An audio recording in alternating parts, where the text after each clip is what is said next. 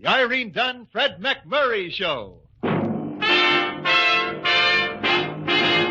Starring Irene Dunn as Susan and Fred McMurray as George. Together in a gay, new, exciting comedy adventure, Bright Star.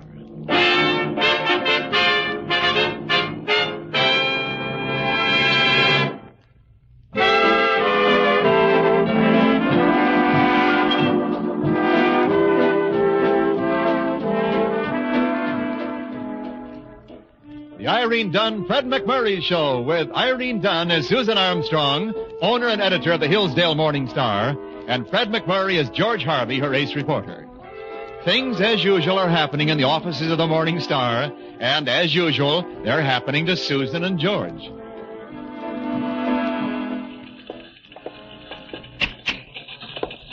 Here he is, Miss Armstrong. Well, Mr. Harvey, I suppose you have a good reason for not answering the phone in your office. Best reason in the world. I wasn't in my office. That wasn't funny, Sammy. Yes, ma'am. Personally, I thought it had a delightful touch of the pixie about it, but we could be wrong, eh, Sammy? Yes, sir. Would I be overstepping my authority if I inquired where you were? Perfectly within your rights, boss. I was down in the basement playing a little gin with the printers. Last week it was poker with the circulation department. Today it's gin with the printers. Probably working yourself up to matching pennies with the newsboys. That wasn't funny, Sammy. Yes, sir. Sammy will decide those things for himself. Yes, boss. It's just that you haven't turned up a first-class story in a long while. Well, it's this town, not me. Nothing happens.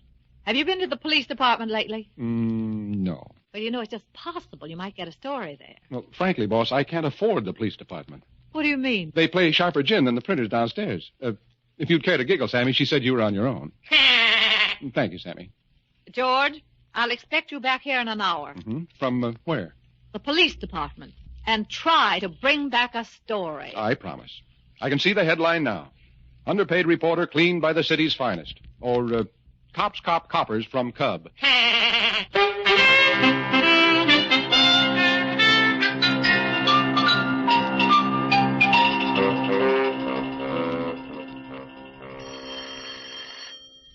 Yeah, excuse me, Harvey. Sergeant Barry. Yeah? Yeah? Okay, take one of the squad cars, have a look. Anything hot, Sergeant? Yeah, some kid shooting tin cans with BB guns. What's wrong with that? Yeah, the cans happen to be on the shelves of the Acme Grocery Company. Oh, well, that might make a story, and, again, it might not. Hey, Sarge, I heard a little rumor the other day. Just wondering about it. Yeah, so? A couple of big-time gamblers in town. You can hear anything. Joe and Dave Roberti and some of the boys. They're staying at the Grandview Motel. Well? I just thought you might want to do something about it. Like what? How should I know? You're the law. Until they kill somebody, I can't even get them for income tax evasion. They've been here for 5 days. I can count. What do they want? How would I know? Well, why don't you ask them? I did. Yeah? What did they say? They didn't seem to want to tell me. Unfriendly, eh? Very. Well, sooner or later, the Morning Star will find out why they're here. If you do, you tell me. If I do, you'll read it in the paper. By the way, Sergeant, you do read, don't you? Everything, including the Riot Act. And if you're not out of here... Don't get excited, Sergeant. I was just on my way.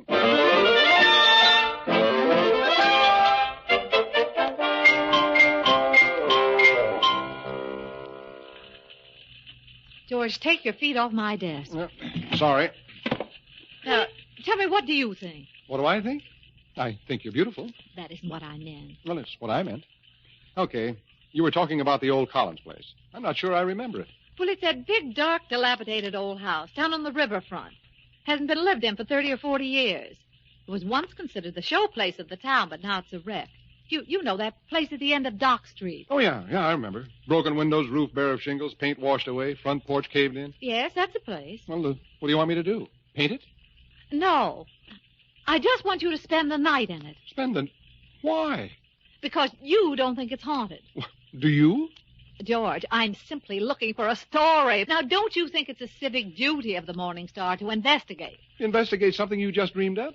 Well, in a sense, no doubt. What's the matter? You afraid? Am I afraid to spend the night in the old Collins house? That's a fair question.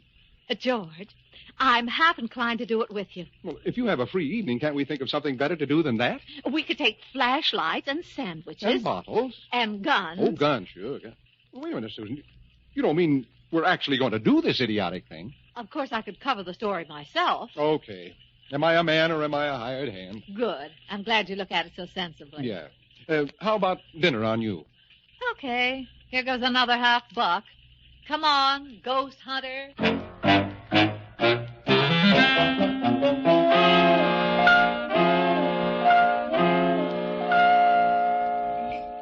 Susan, doll. Miss Armstrong. Miss Armstrong, doll, I've got to make a phone call. Would you excuse me? Sure. Keep my dinner warm for me. All right.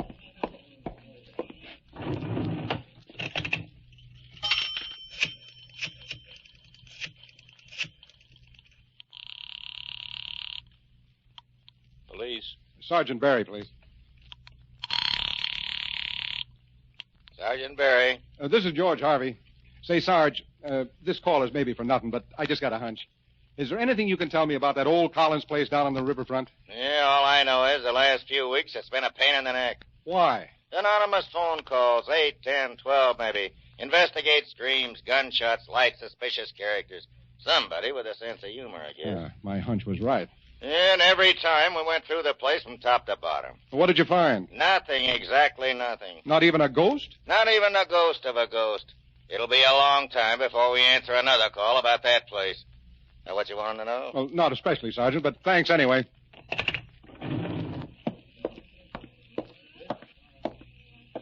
To make your call? Yeah. Susan, what a sneaky thing to do. You knew all about those anonymous calls to the cops? Oh, yes, of course. Of course, she says. Angry, aren't you? Angry? No, I'm just scared. Maybe that place is haunted.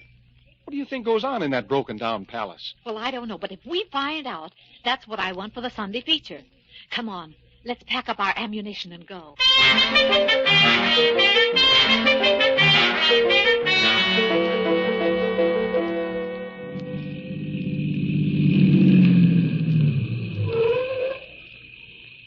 Well, here we are. Yeah, I think it's going to rain. it is raining. Knew I couldn't be wrong. Oh, lightning, Check. Lightning. thunder. Right again. Want me to hold your hand? The hand of the editor and publisher of the Morning Star.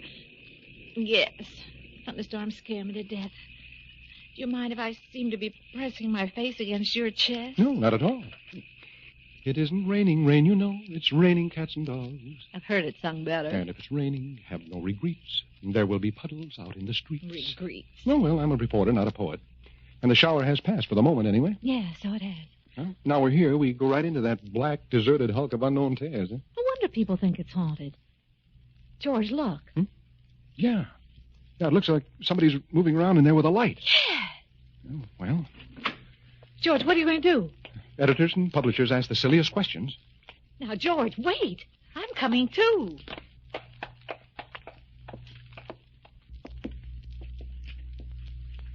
Well, here's the door. Why don't you go back to the car, Susan, and try to act like a good girl? Because I'm not a good girl. I am the editor and publisher of the fastest-growing paper this... Susan. You're fired in subordination. Well, stop shivering. Or don't shiver so close to me. It makes it harder to pick this lock. Did you ever pick a lock before, George? Oh, I used to count that day lost when I didn't pick at least... There, I got it. Shh. Listen. Did you hear anything? Yeah, I thought I did, but I... Might as well find out. Anybody home? Susan. That was a shot. Yeah, that's what it sounded like. What do we do? Write a letter to our congressman. Here, give me that flashlight. Thanks. Now get back in the car and drive to the police station. Go on.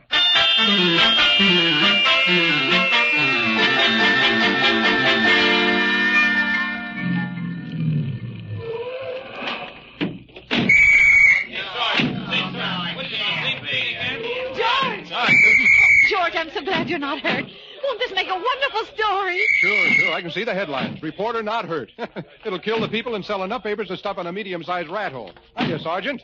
Well, George, anything for publicity, huh? What do you mean? You know how many times we've gone through this dump. We wouldn't have come this time if it hadn't have been for Miss Armstrong, who made the report. She says you heard somebody shot. But I did, Sergeant, didn't we, George? We certainly did. And I found the body. It's in there, right at the end of the hall. Dead? Very dead. Let's go, boys. Miss Armstrong, you stay where you are. George Harvey, you come with me.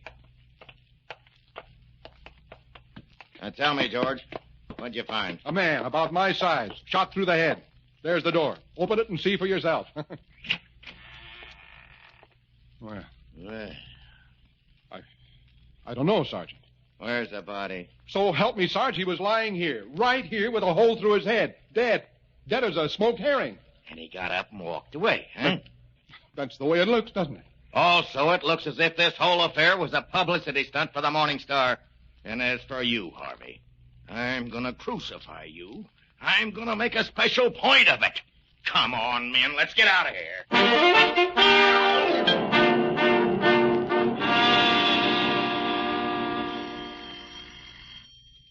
What I should get it, Miss Susan? No, Patience, I'll answer it. Hello? This is Joe Roberti. I want to talk to the dame who runs a paper. The Morning Star? Patience, it's Joe Roberti. The gangster? I run the Morning Star, Mr. Roberti. What can I do for you? Just stay right where you are until I get there. He's coming over here. Well, if I'd have known he was coming, I'd have baked a cake. I never saw a real, genuine gangster before. What's he want? Well, I don't know. Oh, well, he'll probably tell you. Patience, is there a gun in the house? Oh, sure. Sure, in the gun room. Trench mortars, bazookas, Tommy guns, 155s. You name it, we got it. You've been listening to too many radio shows, Patience. No gun? No gun. Well, I've got to try and get George. You love him, don't you? George? George. What do you mean, do I love George? Well, don't you? Don't be a fool. I wouldn't. Hello? Is this the editor and publisher of the Hillsdale Morning Star? Oh, George, where are you? As it happens, I'm at the office, and I've just been writing you a little note. Shall I read it to you? George. To Susan Armstrong from George Harvey. When I left the charming old Collins mansion... George, how soon can you get here? No. I'm tired and wet and disgusted. If you want to apologize, you can do it now by phone. Oh, George, you idiot, listen. Joe Roberti called me, and he's coming over here now. Joe Roberti? Why? Oh, it's probably nothing more than a little rub-out. Hold everything, Susan. I'll be there.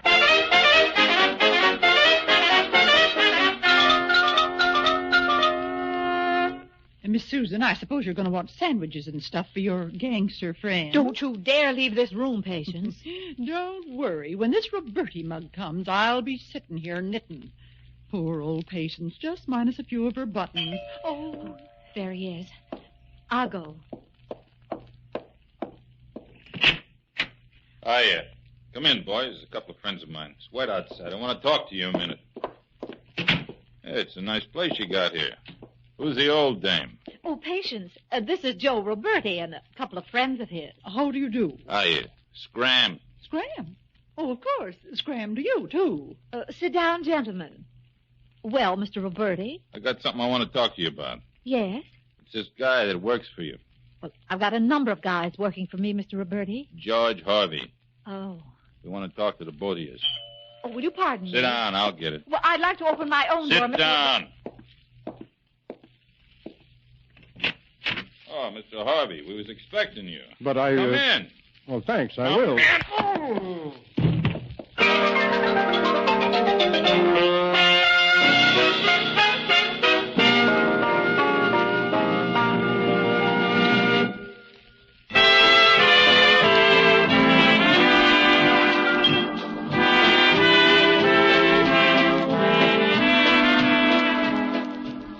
Now, back to our two stars, Irene Dunn and Fred McMurray, and the second act of our story.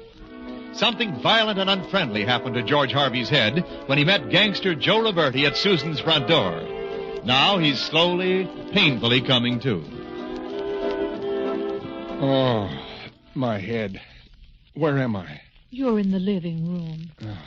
Whose lap is my head on? Mine. Susan's? Certainly. You're sure it's my head? Of course it's your head. I was afraid of that. How would you like some hot milk, Georgie? I'd love some hot milk. Just chill it to below freezing, put it in a rubber bag, and put the bag on my head. Okay, I'll get it. You're all right, George. All right, she said. I'm dying. Why don't you open your eyes? Because I don't feel like it. What's your name? George Harvey. You can open your eyes now, can't you? Yeah. Oh. Hello, Susan, doll. Miss Armstrong. You look beautiful, even from here. especially from here. Sit up. Okay, I'm up. Now, what happened, George? Don't you know? Well, Roberti said that when he opened the door, you slipped and fell and hit your head. Huh. Now, he carried you in here, and, well, he was really very helpful, George. Yes, indeed. Helpful old Joe. Well, I'm trying to get it straight in my head. Now, he came here because he knew I'd send for you. Yeah, I suppose so. He could have killed you, couldn't he? No doubt. Instead, he just hit you on the head. That is the impression I got. Oh, now, don't be funny, George. I'm trying to figure this out. Well, let me do it for you. Joe Roberti wants to warn both of us to mind our own business. And he does it without a word spoken or written. He's using a kind of sign language. He gives me a bump on the head and then leaves it to us to figure it out. Well, do you think we ought to call the police, George? Did you see him slug me? The first I knew you were hurt was when he carried you in here. Well, then what kind of a story could I tell? Joe Roberti slugged me. Why? I don't know. If I fed them that yarn, the cops would laugh at me. Ha ha. Also, yak, I'm laughing too. George, this warning business. Of course you mean the Collins place. I don't know what else it could be. Well, then, let's go back there. Let's show them that they can't scare us. We'll even search for the body that wasn't there. It was there, Susan Dow. Miss Armstrong. Oh, Miss Armstrong, you're beautiful and you're a great editor and publisher, but I know when I'm licked. And I quit. Hello? Sergeant Barry speaking. Miss Armstrong? Is George Harvey there? Yes, just a moment. Sergeant Barry. Yeah, Sergeant? Joe Roberti just called me. Said you bumped your head. Said he was afraid you might need help. Is it bad, I hope? It throbs a little when I talk to you, Sergeant. We had 2 more anonymous calls, George. Fascinating, I'm sure. One of the calls said there was a fire at the Collins place. Was there a fire? The department didn't find any. The other call said somebody was dumping a body in the river. Were they? No, not when we got there. But of course, we'll have the entire river dragged from here to the mouth of the Mississippi. It shouldn't be more than a couple of 1,000 miles. Just a second, Sergeant. Why are you mad at me? You're a big town reporter in a small town, right? Yes, but... I know how you feel about Susan Armstrong. Doesn't it make sense? Anything to put her paper on the map? Oh, now, wait a minute, Sergeant. You're wrong about this. No, George. When you start making fools of us in the department with all these calls about the Collins place, you're just making a fool of yourself. You'll see. George, I heard enough of that. Sergeant Barry thinks you're responsible for the calls about the Collins place. That he does. He's got it all figured out. But you didn't do it, George, did you? Not even for me. I quit. This is the end. You get yourself another boy. Oh, George, don't get so excited. Can't you see what the scheme is? Certainly. Naturally. Any fool can see what this... Oh, what do you think it is? All these calls to the police. The body that disappeared. Don't you see? Oh, of course I see. It's so obvious. Go on. Even Roberti coming and conking you on the head. Now, if you think about it, you can see why, can't you? Oh, it's perfectly plain, but just for the record, I'd like to know... Well, don't you think that we ought to get to the Collins place just as soon as we can? Because if we're right, I mean... Oh, we're right. We're absolutely right.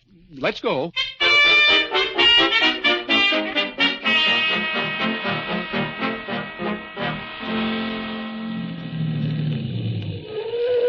Why here? Well, you don't think we ought to stop in front of the place, do you? No, guess not. It's raining again. Indubitably. Oh, lightning. Don't worry, if you can hear it, you're okay, you know. Is there going to be any more? Possibly. But I'll be here to protect you. Oh, don't sound so smug. And don't think I know that I'm silly about lightning. I don't think you're silly. I just wish there'd be more of it. Lots more. Oh. Let there be lightning and thunder in Hillsdale. Thank you.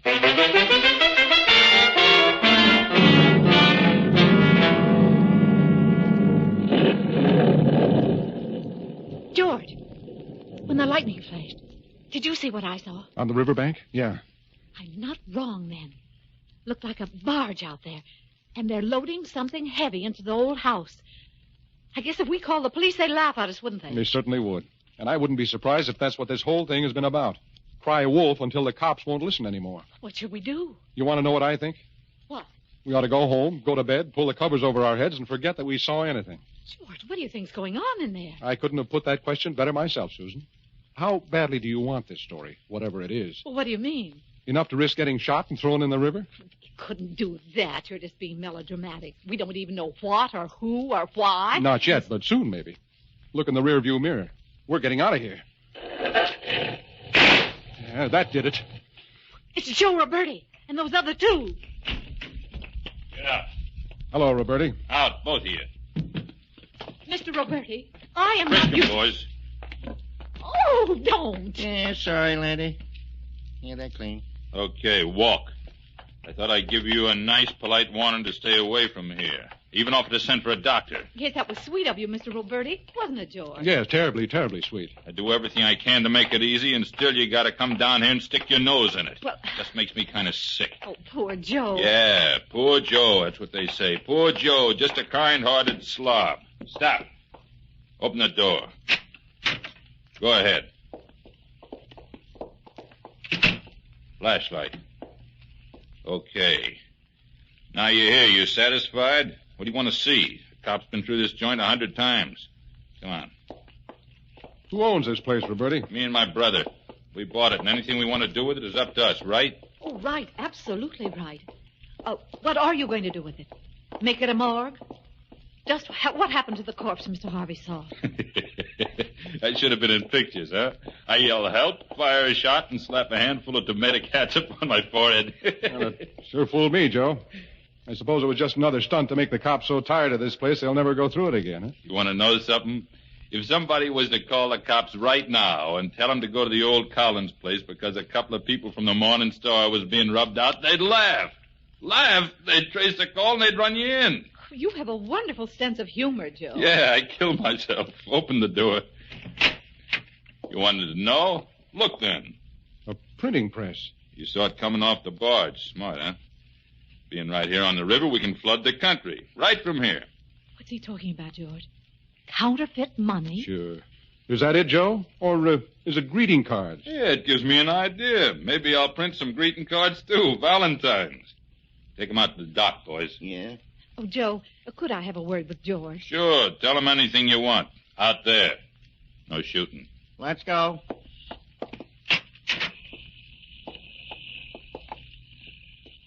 He said I could talk to him. Go ahead. Talk. George, I'm sorry. Yeah, I'm sorry, too. Give me your hand, Susan, will you? You're cold. Can you swim? No. That's what you think. Hey, stop! Here, hang on to me. Hang on to my belt and keep your head up. I've got hold of a piling. You're... I'm okay, but I just... They can't see us, but they can hear us. With all that gunfire, they're going to have every prowl car in the neighborhood. Jumped up the dock and pulled it off with him. You get him? I think so. Good. Throw your gun in the river. We gotta get out of here, but we're okay. They won't go through this place again. If they can't, will it be all right to mention that I'm about to drown? Sure. Hang on, Susan. If we can get to the next piling, we can get up the bank.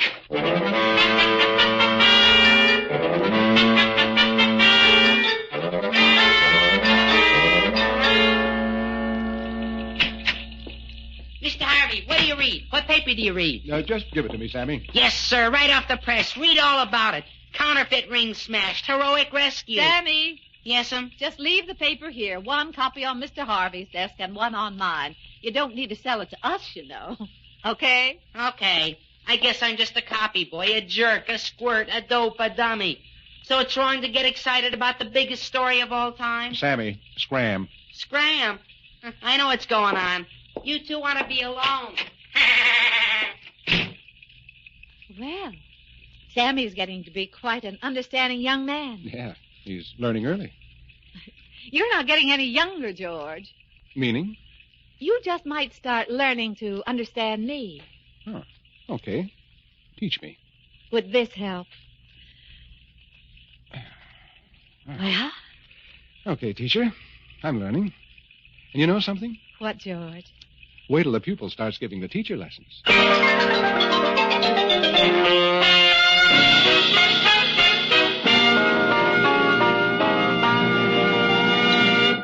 Our stars Irene Dunn and Fred McMurray will be back in just a moment.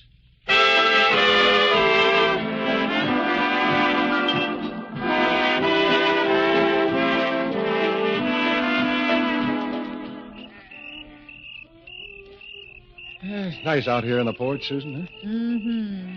Nice moon. Nice moon. Cool breeze. Not too cool, just about right, I'd say. Of course, wearing a coat you wouldn't notice. Notice what? Well, George, the evenings do get a little chilly. Oh, want to go inside? Of course not. Well, if you're cold, I could get you a wrap. Sit still, George. Okay. Susan, about that haunted house story, I think we can get a good follow-up. George. Huh? Remember what you said about the pupil giving the teacher lessons? Oh, yeah. It was just an idea I had. It's getting chilly out here. And cold. You want my coat? No, just the sleeves. Huh? Oh, I get it. Yeah. How's this, teacher? Wonderful. Pupil. Just wonderful.